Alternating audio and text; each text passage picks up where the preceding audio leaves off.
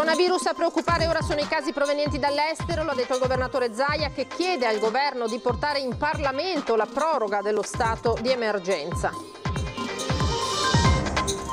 Nella sede regionale della Protezione Civile di Marghera ha presentato oggi il nuovo test rapido che rileva la positività al Covid-19 in meno di 7 minuti.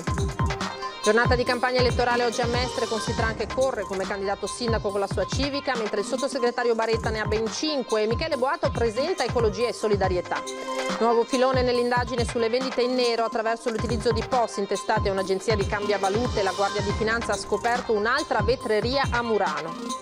Rubano bottiglie di champagne, coppia affermata dai carabinieri della compagnia di Valdagno. Si tratta di una veneziana residente a Jesolo e del suo compagno trevigiano. Altre 200 famiglie di Venezia e terraferma a breve potranno avere notizie dell'atteso alloggio popolare, l'annuncio del presidente Ater Raffaele Speranzon. L'estate di Marghera si arricchisce con nuove proposte con l'obiettivo di aiutare i commercianti a rialzarsi dopo questi mesi difficili. La presentazione stamane in municipio.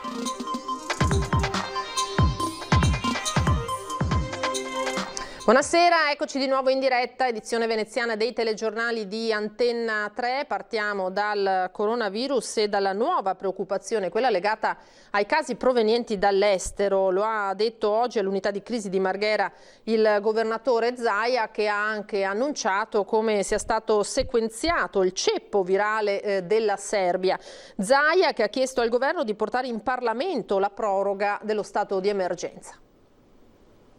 Il virus non di casa è un virus più aggressivo e che ha delle mutazioni, ovviamente, essendo cresciuto in un cluster straniero, ha la sua storia.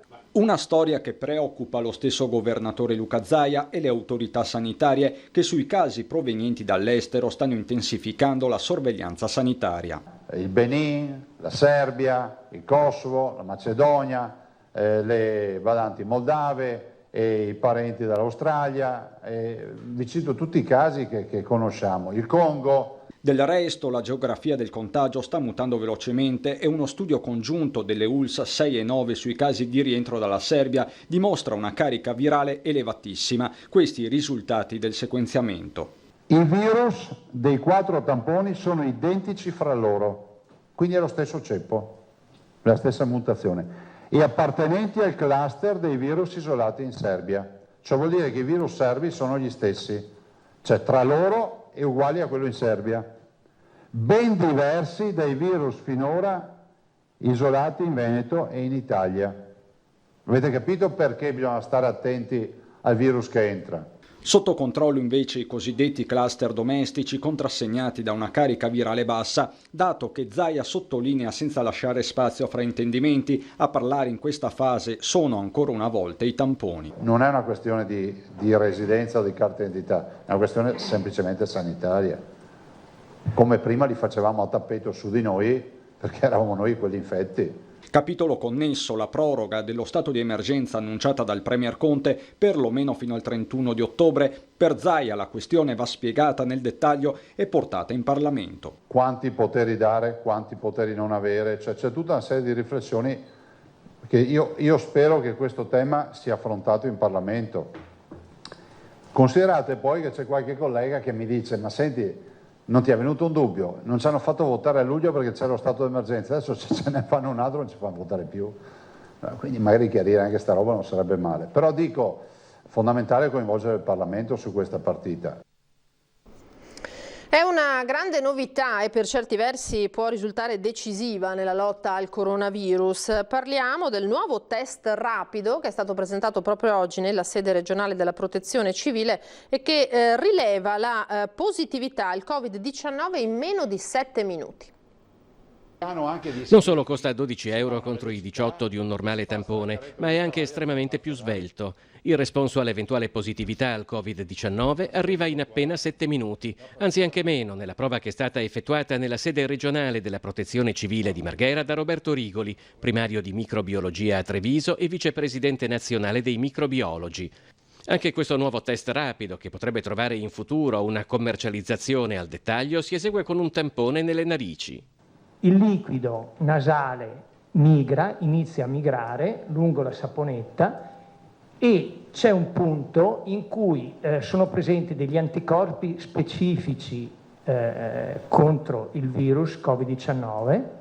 Se esiste il virus, si attacca agli anticorpi specifici, c'è una reazione cromatica per cui mi viene la bandina rossa. Se invece è negativo, non avviene questa reazione. Nella prova effettuata a Marghera, il nuovo tampone rapido di produzione coreana, ma altri analoghi sono in produzione in vari paesi, compresa l'Italia, il responso è arrivato dopo appena un paio di minuti.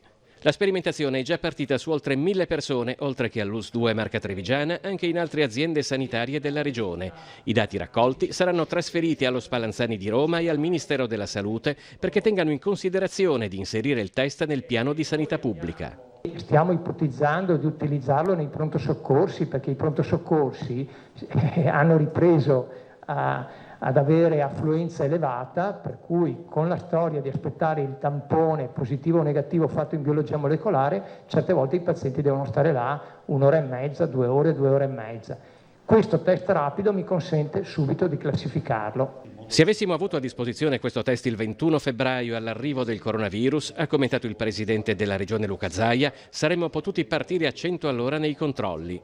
La velocità dell'analisi consente di isolare immediatamente l'ipotetica positività che sarà poi eventualmente confermata con la biologia molecolare. Moltissime sono le aziende che si stanno preparando per produrre questo test, sia aziende diciamo così non grossissimi, sia le multinazionali. Arriveranno dei test ancora più sensibili, perché questo fa la ricerca diretta del virus, positivo o negativo. Ci saranno dei test che andranno a cercare sempre l'antigene, il virus, e andranno ad amplificare il segnale. Abbiamo sentito il presidente Zaia accennare alla scadenza elettorale di settembre, nella quale sono programmate anche le elezioni comunali di Venezia. La corsa per il centrosinistra vede protagonista Pierpaolo Baretta come candidato alla poltrona di Ca' Farsetti. Ad appoggiarlo al momento ci sono 5 civiche. Primo giorno di presentazione di una delle 5 liste che appoggiano la candidatura a sindaco di Venezia del sottosegretario all'economia Pierpaolo Baretta, che corre per il centro-sinistra. Venezia è tua, il nome della civica, con capolista il già sindaco di Venezia Ugo Bergamo. Qui convergono i socialisti italiani con Luigi Giordani, Italia Viva con Alessandro Maggioni e Sara Morello, ed Europa con Michele Scibelli. Ed ecco i punti del programma con cui Baretta lancia la sfida a Brugnaro. Innanzitutto cambiare il modo di gestire la città. Noi sappiamo che il sindaco attuale e la sua giunta hanno una gestione molto accentrata. A Venezia non c'è l'assessore alla cultura, non c'è, le municipalità sono state messe in ginocchio, quindi un uomo solo al comando non va bene. La seconda è facile gestire quando il turismo tira, e con 1,5 miliardi di risorse che vengono dallo Stato e avendo tagliato i servizi. Adesso invece bisogna gestire il rilancio della città, bisogna dare al turismo una nuova possibilità, una nuova speranza riqualificandolo, ma bisogna anche immaginare che sono altre e anche altre le attività economiche, Porto Marghera, l'artigianato, Murano il vetro e poi la vita nei quartieri. Ci sono un sacco di case vuote del comune, dell'Ater, che vanno risistemate, migliorate e messe a disposizione delle persone che hanno bisogno di casa. E questa mattina, sempre a Mestre, è stata presentata anche la lista civica dell'avvocato Marco Sitran. Dall'alto della Hybrid Tower di Mestre, l'avvocato Marco Sitran ha presentato la sua lista civica come candidato sindaco a Venezia. Da questa panoramica possiamo osservare la devastazione del territorio, possiamo vedere le differenze tra centri urbani, Mestre, Venezia e Marghera. Ecco, noi ripartiamo da qua per poter rivalutare un territorio attraverso l'attivazione della città metropolitana, riconvertire una realtà che è stata devastata dalla monocultura turistica e dall'industria pesante. Nel presentare alcune delle persone che lo accompagneranno in questa campagna elettorale, Sitran, consapevole dei bisogni di Venezia, non dimentica la terraferma. Mestre è sempre stata sacrificata in qualità di dormitorio di Venezia. Invece Mestre, che ha avuto una sua dignità e 11 sindaci fino al 1926, merita tutto il rispetto. La sua vocazione direzionale e commerciale vanno valorizzate, deve ritrovare la sua identità perduta e credo che anche i mestrini se ne accorgano. Primo promotore del referendum per la separazione tra Venezia e Mestre, Sitran commenta il risultato. È stato un successo, non siamo stati sconfitti dalle urne, ma per la prima volta in 50 anni a maggioranza la popolazione di questo comune ha detto sì, addirittura in Venezia insulare oltre l'85% dei votanti ha detto sì all'autonomia, autonomia che è il presupposto fondamentale per poter ottenere uno statuto speciale, riqualificare il territorio attraverso nuova residenzialità, imprese di qualità, alternativa alla monocultura turistica attraverso la leva fiscale. E sempre a Mestre è stata presentata la lista civica Ecologia e Solidarietà. Dopo programma e candidati, la lista si riserva di annunciare nei prossimi giorni le alleanze in vista del voto alle prossime comunali.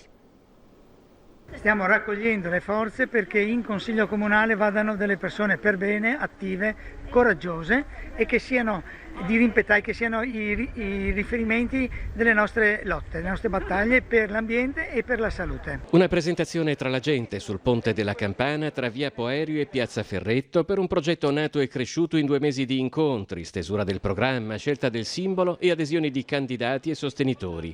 La lista civica per Mestre, Venezia, Ecologia e Solidarietà presenta programma e candidati per le prossime comunali. 30 proposte concretissime come la piazza della stazione, come l'infrastruttura verde di Mestre, come le navi fuori del tutto dalla laguna e non a Marghera, neppure certamente in altri luoghi. Ebbene, ma le persone, quelle vere, cioè quelle che stanno già facendo questa attività, non che si inventano improvvisamente di diventare ambientalisti. Persone come Maria Rosa Vittadini, docente di urbanistica e per 5 anni direttore generale del Ministero dell'Ambiente. Il verde di Mestre e la laguna insieme, che potrebbero dar luogo a una candidatura di questo insieme come città leader d'Europa per la connessione verde, ad esempio. Ecologia e solidarietà sono i capisaldi della lista civica in una visione di città che favorisce una società inclusiva, dice Anna Ippolito, insegnante del quartiere Altobello,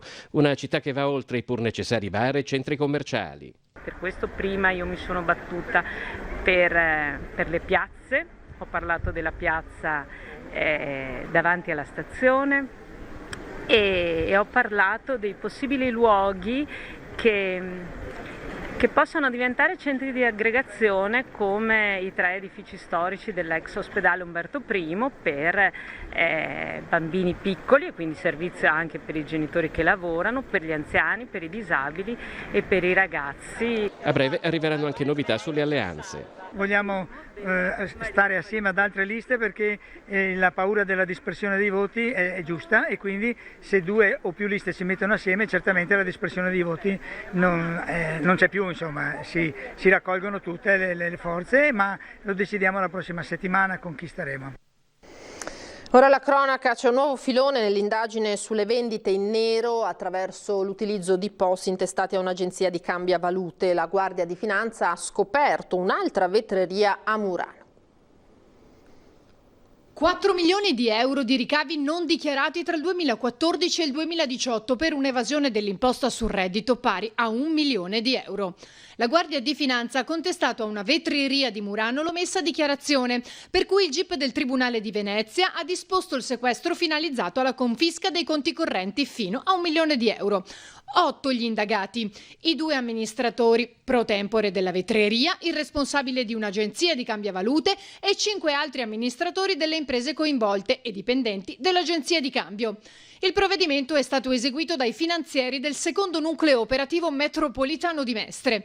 L'indagine rappresenta uno dei filoni dell'operazione Vetro Nero, conclusa dalle Fiamme Gialle a maggio 2018 con il sequestro di conti correnti, beni mobili e immobili per 7 milioni di euro nei confronti di 10 indagati, tra cui gli amministratori di 8 vetrerie di Murano e un cambiavalute, responsabili di una frode fiscale attuata mediante l'incasso delle vendite in nero di manufatti in vetro attraverso una serie di terminali POS formalmente intestati a un'agenzia cambiavalute complice. Seguendo il filone investigativo, poi le Fiamme Gialle di Mestre hanno individuato un'altra vetreria. Rubano bottiglie di champagne. Una coppia è stata fermata dai carabinieri della compagnia di Valdagno. Si tratta di un trevigiano e di una veneziana. Champagne per brindare a un incontro, champagne per finire in manette. La vita a volte non ha nulla di romantico e anche il vino più blasonato può diventare bottino del furto più scontato. In questo caso sullo champagne c'è scivolata una coppia di italiani, lui trevigiano di San Fior, senza fissa dimora, già conosciuto alle forze dell'ordine, lei esolana, disoccupata. Insieme sabato sera sono entrati in azione nel supermercato Tosano di Montecchio Maggiore per tentare di rubare 12 bottiglie di champagne infilate in alcuni borsoni di pelle. Passati dalla cassa per pagare una Coca-Cola, i due sono stati fermati dai vigilantes, insospettiti dal piccolo acquisto e dalle grandi borse che si portavano dietro. Borse aperte dai carabinieri, allertati dall'ipermercato, che hanno trovato le 12 bottiglie per un valore che sfiora i 600 euro. È finita qui? Neanche per sogno, no, perché il giorno prima dagli stessi scaffali erano state portate via altre 11 bottiglie di champagne e le telecamere di sicurezza avrebbero filmato la stessa coppia in azione con la stessa tecnica. Borse di pelle per nascondere le bottiglie, placche antitaccheggio eliminate con un tagliaunghie e via. La prima volta gli era andata bene, la seconda, seguendo l'identico copione, è andata male. I due sono stati arrestati con l'accusa di furto aggravato. Insomma, non sempre il vino dei re porta bene. Di solito si serve fresco, questa volta al fresco c'è finita la coppia champagne. 400 ore di filmati di sistemi di videosorveglianza e sopralluoghi dattiloscopici ed ematologici con diversi prelievi di sangue sulle scene del crimine hanno permesso ai carabinieri di Venezia di identificare un 28enne ritenuto responsabile di aver messo a segno nel cuore della notte diversi furti, soprattutto a negozi di alimentari e pelletteria nei sestieri di San Polo e Dorsoduro. Il giovane ha confessato i reati, la refurtiva rinvenuta durante le perquisizioni sarà restituita ai legittimi proprietari. Le indagini stanno proseguendo per identificare gli altri complici. E c'è stato un nuovo incidente in spiaggia a Jesolo, questa volta a farne le spese è stato un giovane vicentino. Si tuffa da un pontile ma l'acqua è bassa e sbatte sul fondale. Un 20enne vicentino è stato subito soccorso in spiaggia a Jesolo dagli amici e portato a riva. Sul posto i medici del 118 si sono accorti che il ragazzo non rispondeva alla sollecitazione delle gambe. Per questo è stato trasportato con l'elicottero all'ospedale di Mestre. Ora parliamo di edilizia popolare perché altre 200 famiglie di Venezia e della terraferma a breve potranno avere notizie dell'atteso alloggio. L'annuncio è stato dato dal presidente dell'Ater Speranzon. Case popolari assegnazione, finalmente l'atteso bando uscirà entro la fine di questa settimana, a dirlo il presidente di Ater Venezia. Tra qualche giorno verrà pubblicata la graduatoria definitiva del bando ERP del Comune di Venezia e grazie a questo tra case di proprietà dell'Ater e case di proprietà del Comune di Venezia credo che saranno più di 200 gli alloggi che permetteranno ad altrettante famiglie nei prossimi mesi di poter avere una casa pubblica. E a proposito di alloggi popolari abbiamo chiesto conto della scoperta dell'amianto proprio nel corso dei cantieri alle casette di Via Retusa del villaggio San Marco. Ecco cosa ci ha detto. Tutta una serie di rifiuti che arrivavano dal porto industriale di Porto Marghera e chiaramente il tema dello smaltimento, del recupero di quei terreni non ha solo un'importante valenza dal punto di vista edilizio, ma vorrei dire che ha una valenza ancora più importante per quanto attiene la salute dei nostri concittadini, non solo degli inquilini delle case popolari. E come fare allora?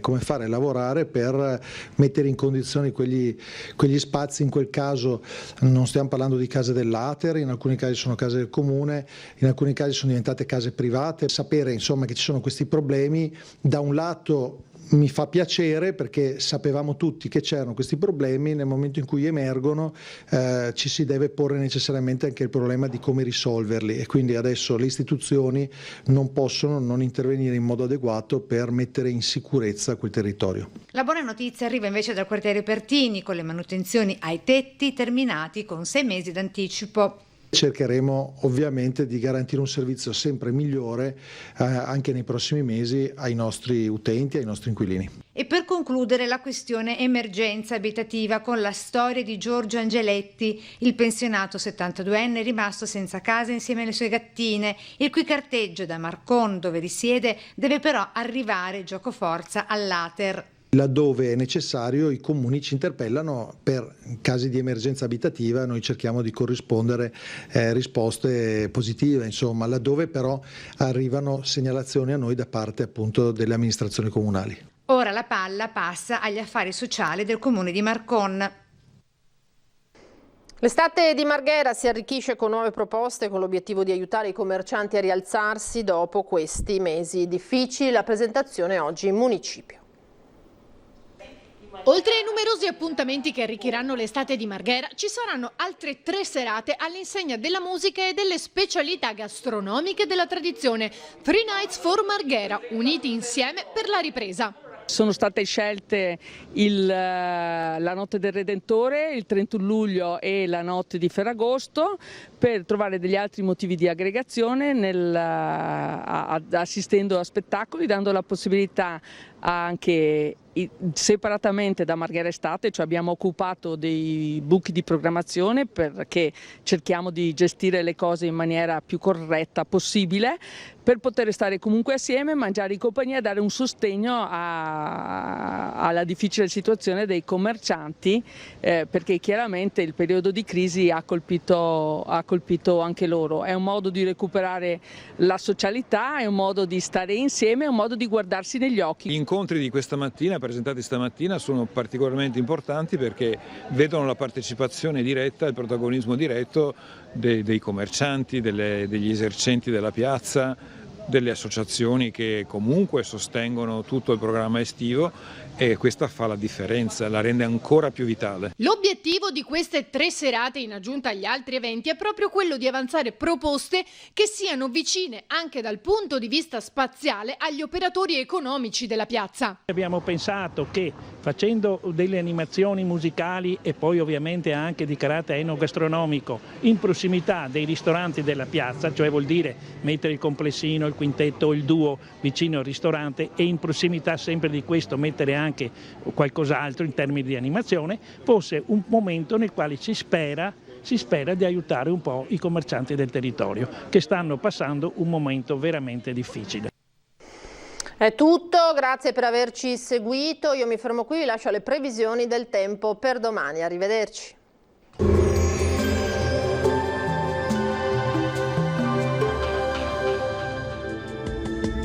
Bentrovati al meteo. Tempo sostanzialmente stabile, ma non mancheranno dei disturbi. Il dettaglio di martedì 14 luglio.